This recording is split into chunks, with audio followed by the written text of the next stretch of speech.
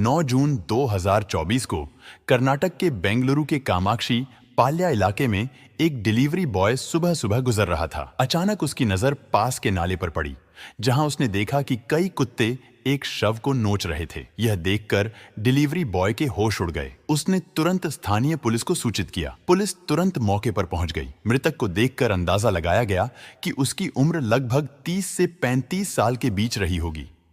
फिलहाल यह कहना मुश्किल था कि उसकी नेचुरल डेथ हुई है या फिर इसके पीछे किसी की साजिश थी। अभी तक मृतक की पहचान भी नहीं हो पाई थी। उसके पास से कोई आइडेंटिटी प्राप्त नहीं हुई जिससे उसके बारे में या फिर उसके घर वालों के बारे में पता किया जा सके। पुलिस ने जानकारी जुटाना शुरू किया। सबसे पहले आसपास के थानों में पता किया गया कि शायद किसी ने किसी की मिसिंग रिपोर्ट दर्ज करवाई हो। जल्द ही एक मिसिंग रिपोर्ट सामने आई जिससे पता चला कि एक व्यक्ति जिसकी उम्र 33 साल है और नाम रेणुका स्वामी है, 8 जून को लापता हो गया था और उसका मोबाइल भी बंद आ रहा था। यह रिपोर्ट उसकी मां ने चित्रदुर्ग में दर्ज करवाई थी। महिला द्वारा बॉडी की पहचान करवाई गई तो उसने अपने बेटे को पहचान लिया कि यह कोई और नहीं बल्कि उसका बेटा रेणुका स्वामी ही है। महिला फूट फूट कर रोने लगी। हालांकि उसकी पहचान हो गई थी, लेकिन मामला और भी उलझने वाला था। अगर आप साउथ मूवी के दीवाने हैं तो आपने एक्टर दर्शन तोगुदीपा को जरूर देखा होगा, जो अपनी फिल्मों से लोगों के दिलों में राज करते हैं। इस सच्चाई को जानकर आप सभी को बहुत हैरानी होने वाली है, क्योंकि रियल लाइफ में हीरो कहलाने वाले दर्शन तोगुदीपा आज के समय में रियल लाइफ के विलन बन चुके हैं। तो फिर रेणुका स्वामी, जो कि हम सभी की तरह एक आम इंसान था, उसका इतने बड़े सेलिब्रिटी के साथ क्या कनेक्शन हो सकता है? यकीन मानो, इसके पीछे की सच्चाई आपके होश उड़ा देगी। रेणुका स्वामी, जो फार्मेसी की शॉप पर काम करके अपना गुजारा करता था, उसके हत्या के मामले को पुलिस वाले नॉर्मल केस मान रहे थे और जब पोस्टमार्टम रिपोर्ट आई तो साफ हो गया कि उसकी नेचुरल डेथ नहीं हुई, बल्कि उसे बुरी तरह से पीट पीट कर मारा गया था। पुलिस अब अपराधी की तलाश में जुट गई। 10 जून की सुबह अचानक से पुलिस स्टेशन में 3 लोग आकर खुद को सरेंडर करते हुए यह कहते हैं कि रेणुका स्वामी को उन्होंने ही मारा है।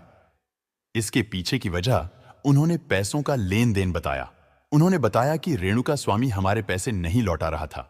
इसी बात पर बहस हुई और गुस्से में आकर हमने उसे मार डाला। 3 अपराधी पुलिस स्टेशन में आकर खुद का अपराध कबूल कर रहे थे। यह कोई आम बात नहीं थी।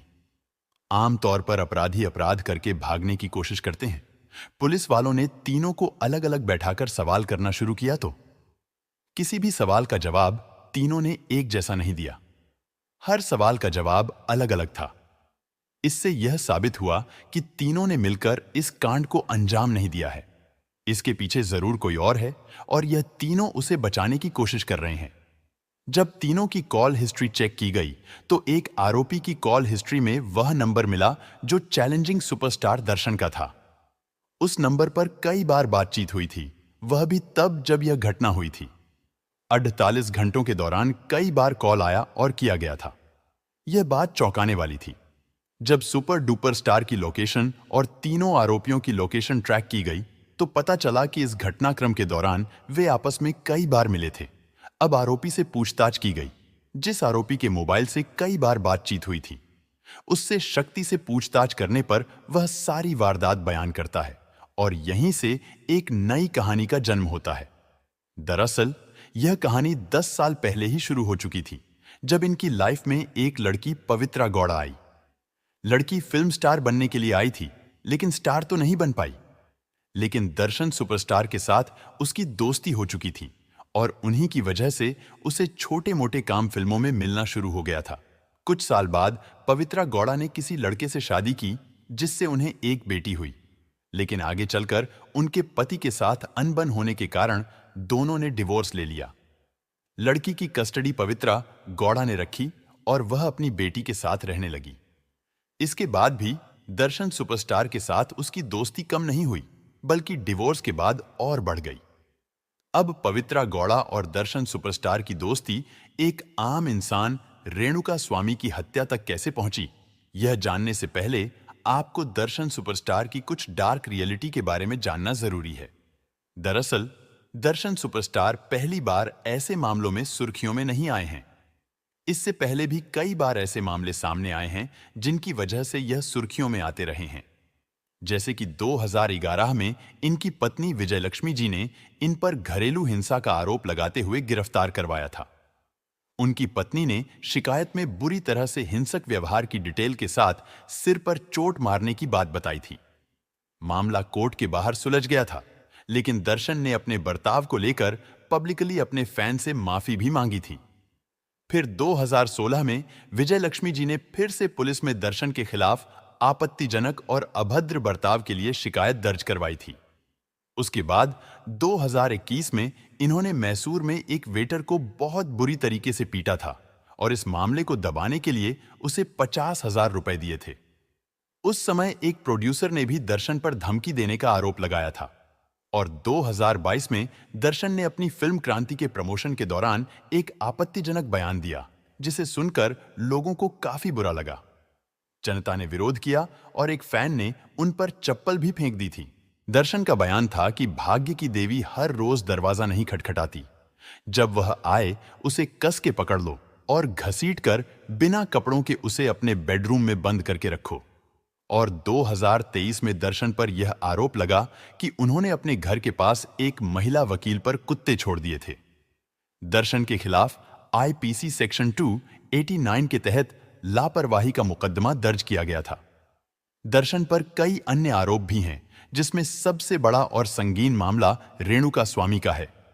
रेणुका स्वामी, जो दर्शन का बहुत बड़ा फैन था, दर्शन से मिलने के लिए हमेशा उत्साहित रहता था।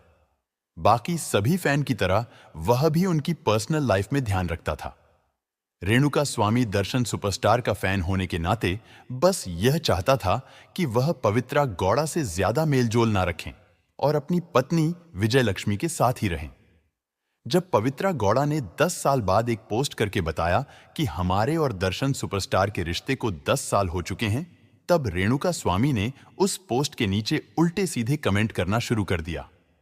आगे चलकर वह सीधे डीएम में जाकर पवित्रा गौड़ा को उल्टे सीधे मैसेज करने लगा और अपनी प्राइवेट पार्ट का फोटो भी भेजा था।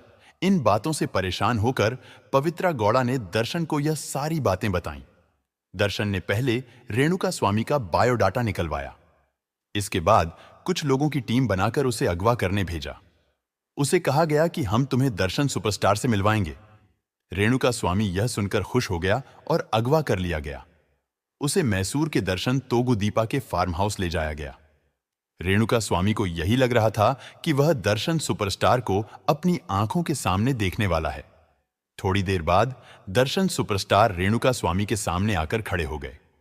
दर्शन के आदमी उसे पीटने लगे। यह देखकर रेणुका स्वामी को कुछ समझ नहीं आ रहा था कि उसके साथ क्या हो रहा है। काफी मारपीट करने के बाद रेणुका स्वामी को मैसूर से उठाकर वापस कामाक्षी पाल्या के एक इलाके में रखा गया। इस बार दर्शन सुपरस्टार ने खुद उसे पीटा। जब उनका मन भर गया, तब उन्होंने रेणुका स्वामी की मौत का फरमान देकर वहां से चले गए। उनके आदमियों ने पीट पीट कर उसका खेल खत्म कर दिया।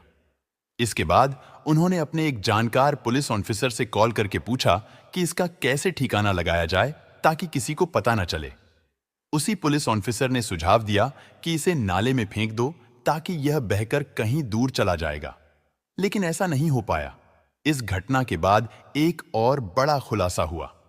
जो डॉक्टर रेणुका स्वामी के पोस्टमार्टम की रिपोर्ट तैयार कर रहे थे, उन्हें 1 करोड़ रुपए का ऑफर दिया गया था कि वे रिपोर्ट में नेचुरल डेथ घोषित कर दें।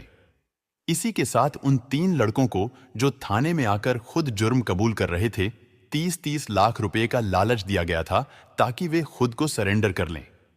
दर्शन सुपरस्टार ने खुद को बचाने के लिए हर संभव कोशिश की, यहां तक कि वे गृह मंत्रालय तक भी पहुंच गए, लेकिन तब तक बहुत देर हो चुकी थी, क्योंकि बेंगलोर पुलिस ने बहुत ही तेजी से इन्वेस्टिगेशन करते हुए इस केस को सुलझा लिया। पवित्रा गौड़ा के साथ दर्शन सुपरस्टार को हिरासत में ले लिया गया। इस कांड में शामिल जितने भी लोग थे, उन्हें भी गिरफ्तार कर लिया गया। पवित्रा गौड़ा को पहला आरोपी ठहराया गया, क्योंकि यह माना गया कि अगर पवित्रा ने दर्शन को उकसाया नहीं होता तो शायद रेणुका स्वामी आज जिंदा होता। इस घटना से हमें यह सीखने को मिलता है कि हमें किसी की भी पर्सनल लाइफ में इंटरफेयर नहीं करना चाहिए, चाहे हम किसी के कितने भी बड़े फैन क्यों ना हों। इस कहानी के अंत में आपसे यही कहना चाहूंगा कि किसी की भी पर्सनल लाइफ में घुसपैठ करना किसी के लिए भी अच्छा नहीं होता। अगर आपको हमारी मेहनत पसंद आई हो तो इस वीडियो को लाइक करें और शेयर भी करें।